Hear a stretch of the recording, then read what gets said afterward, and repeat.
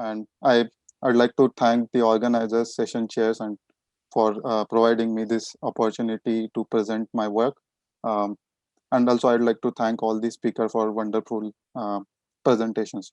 So today I'll be talking about a model which tries to unify these different disparate regimes in the rheological curve for a non-Brownian suspensions.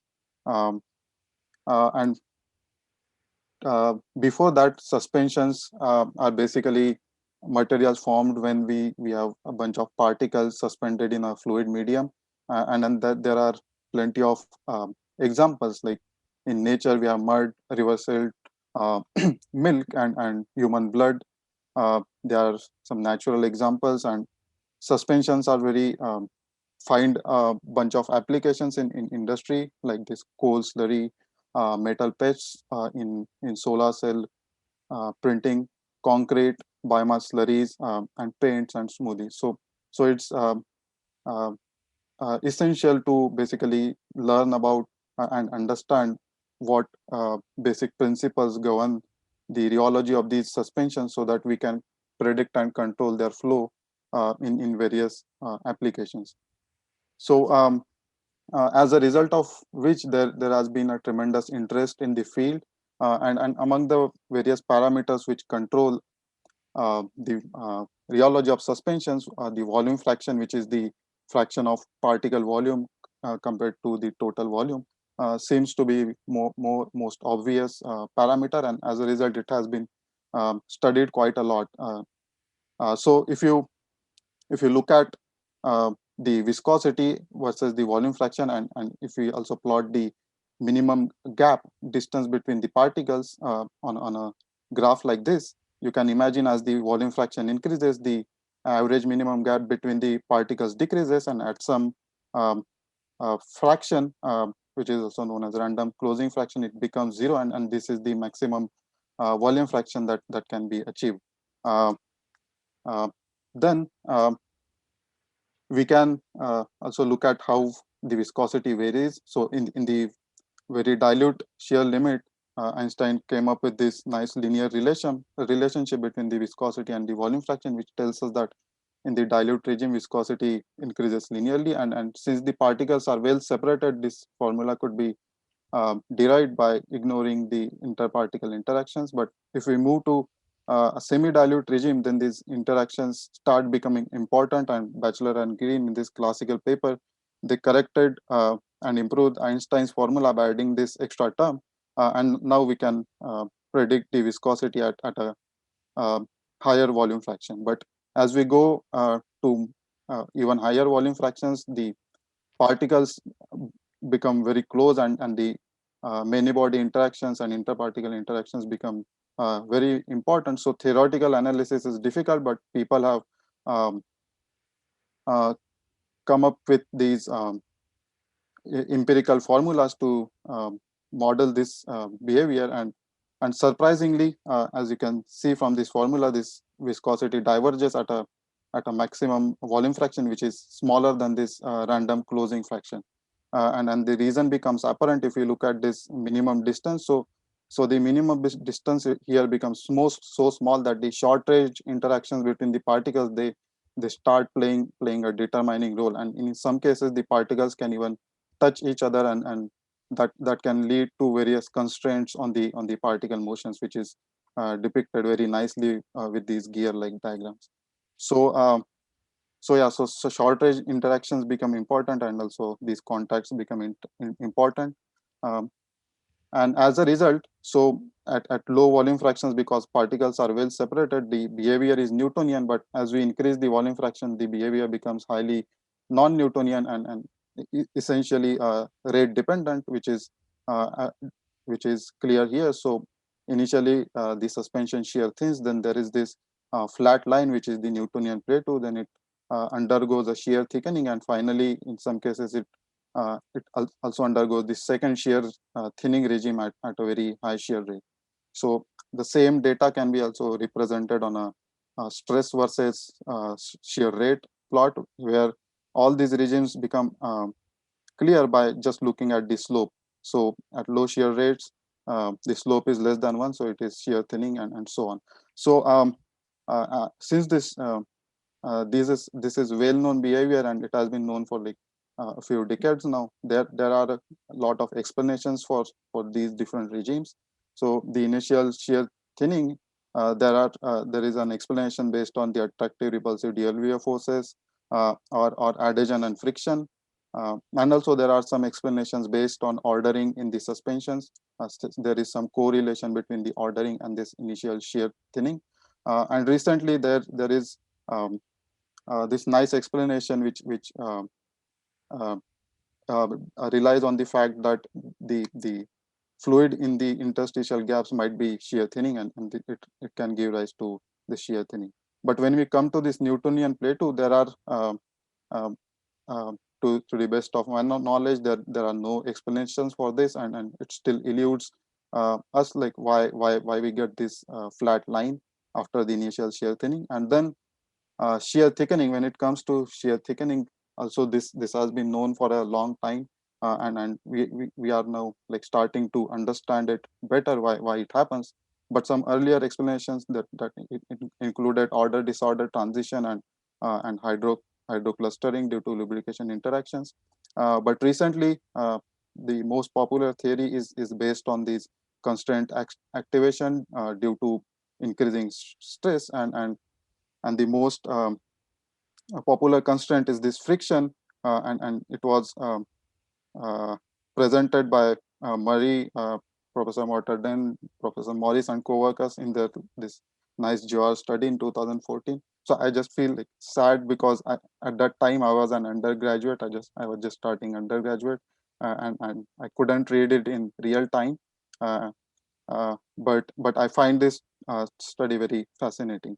And then again, when we come to even higher shear rates, first there is like lack of experimental data in this regime, and the experiments that go to such a high shear rates, some of them they report a second shear thinning regime, and also again various explanations have been given for this regime, but most of these are kind of a qualitative explanations, and they cannot um, reproduce they cannot reproduce this second shear thinning quantitatively. So as you can see, there are this literature survey um, gives us to various questions which I have reported here. So can we try to come up with a model which can unify all these regimes and give a in a nice single framework, and so that we can have these regimes and the various transitions from one to another, and what might be the reason behind this intermediate Newtonian plateau and the second shear thinning. So the idea is simple. So as the shear rate or shear stress increases, the particles they come closer and closer together, and as they come closer, there are these different force interactions that get activated, and as a result, we see this nice transition from one regime to another. So let's first look at what. Let's just zoom in this interparticle gap and see and try to understand what's happening. So if we zoom in, then the particles are usual. Even the smooth particles, they are usually have small roughnesses and irregularities on their surfaces, which are which are represent here with these hemispheres.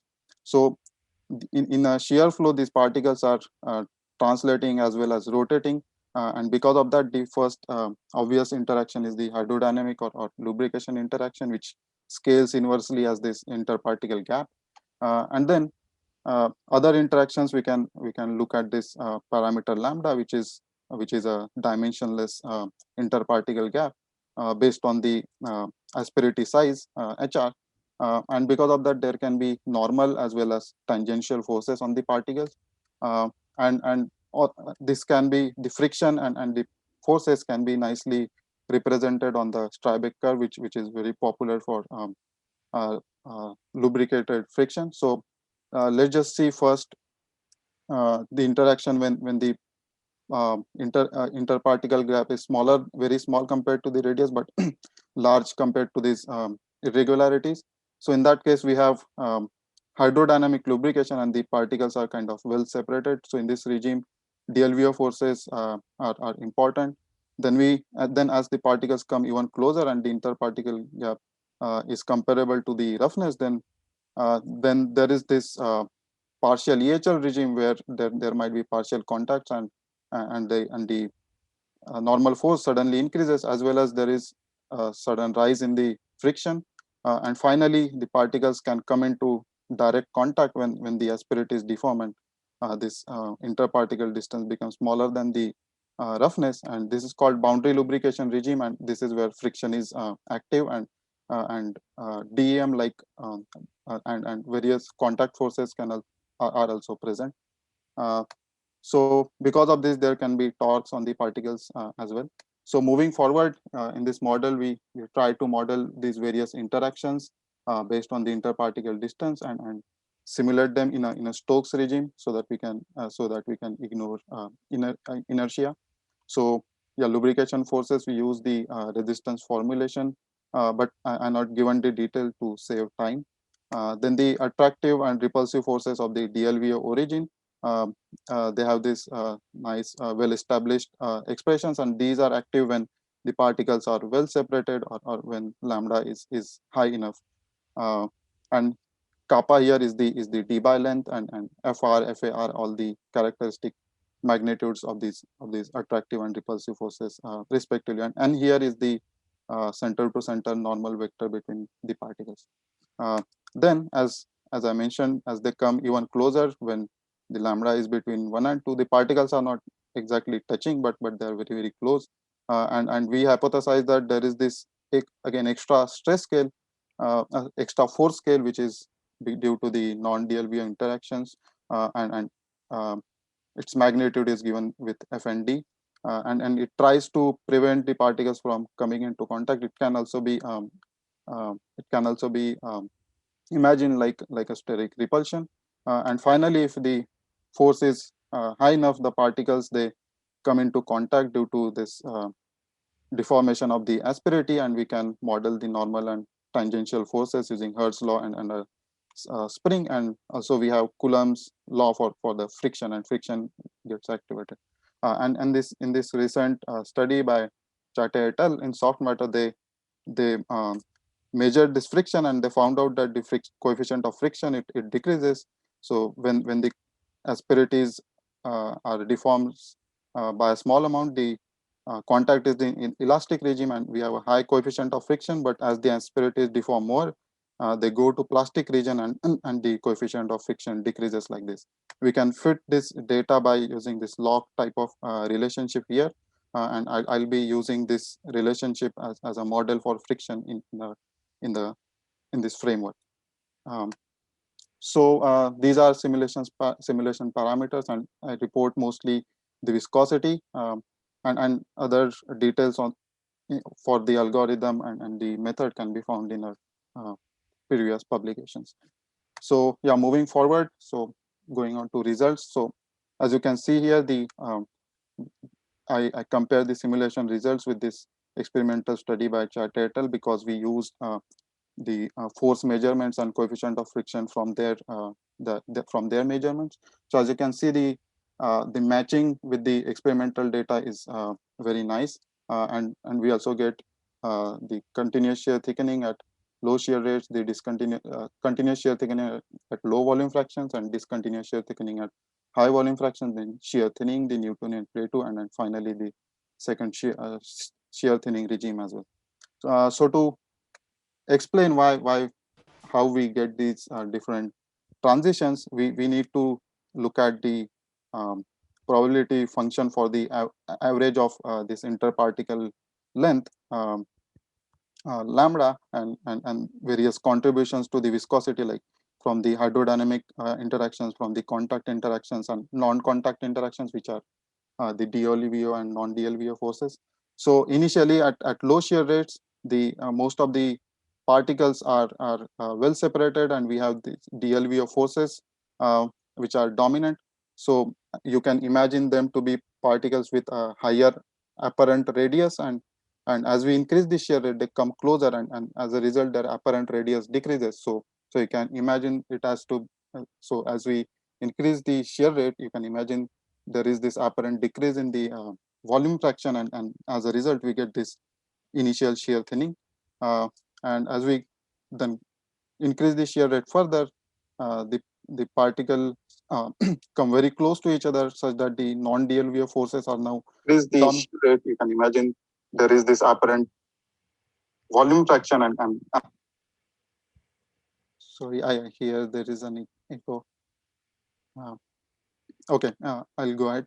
So this kind of acts as a barrier to prevent these contacts, and it delays the shear thickening, so we get this nice Newtonian plateau, um, as shown here. And then finally, as the stress or shear rate increases further, this barrier is broken and particles come into direct contact, and there is this sudden activation of friction, and as a result there is this jump in the viscosity, and we get this shear thickening. But as we increase the shear rate again further, the asperities deform, and they go into plastic region, so that the coefficient of friction decreases, and that finally gives us this second shear thinning. So this is a nice summary of which interactions are dominant in which regime, and how the transition from one to the other gives this nice complicated rheology. So since we can basically uh, change various force interaction magnitudes and Debye length and coefficient of friction, we can also reproduce various other rheological curves. So in some cases this Newtonian plateau is very narrow, or in some cases this second shear thinning is not present, and that can also be easily modeled in this framework. So since the DLVO interactions, they govern this initial shear thinning, we can change the order and magnitude of this initial shear thinning by carefully changing the magnitude of the attractive forces, or the Debye length. Then the non-DLVO interactions, they basically delay this transition to shear thinning, and as a result they give rise to Newtonian plateau. And so if we if we have like if the non-DLV interactions are not present, or they are weak compared to the others, then you can see here from this green line that there is no Newtonian plateau, and which might be true in some suspensions like silica suspensions, where this Newtonian plateau is very narrow.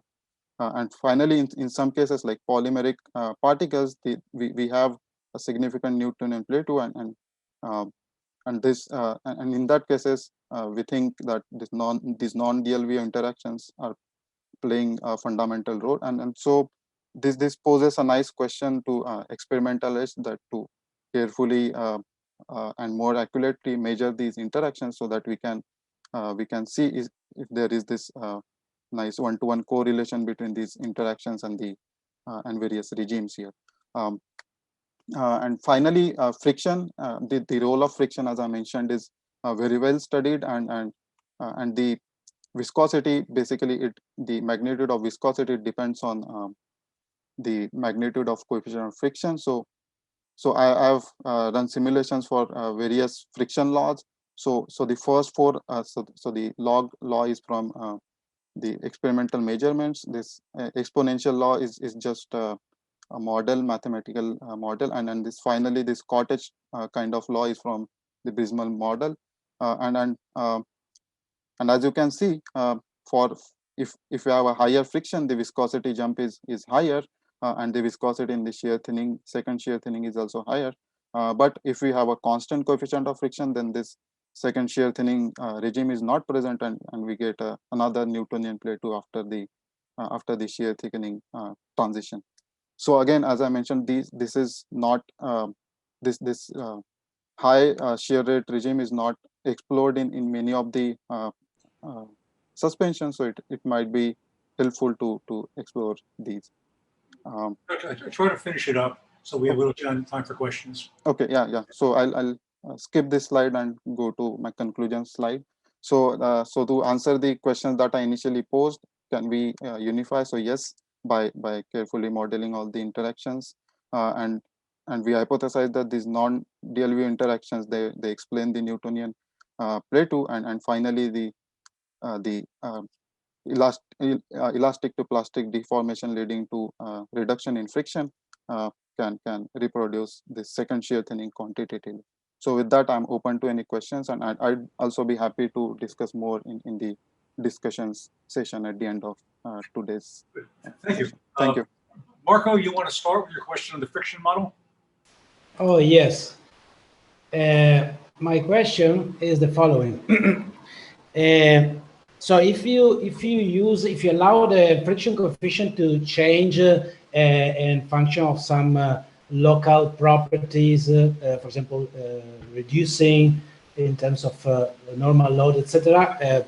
Can you hear me? Yes, I can hear. Okay. You will have this reduction in the viscosity. This is actually the model was suggested by Lowbury, I think, in 2000. Right. Yeah.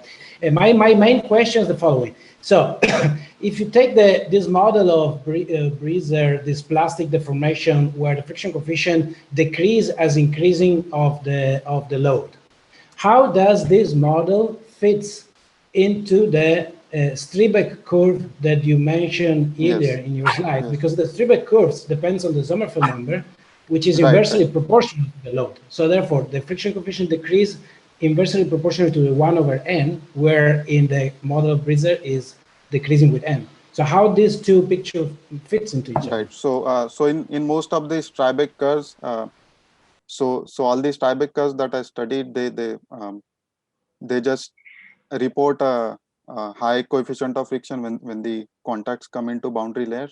But in those studies, I couldn't find that they go to higher normal loads and see what happens to the coefficient of friction. So I think it is consistent, right? The normal load is in the denominator. So as you increase the normal load, the coefficient of friction decreases.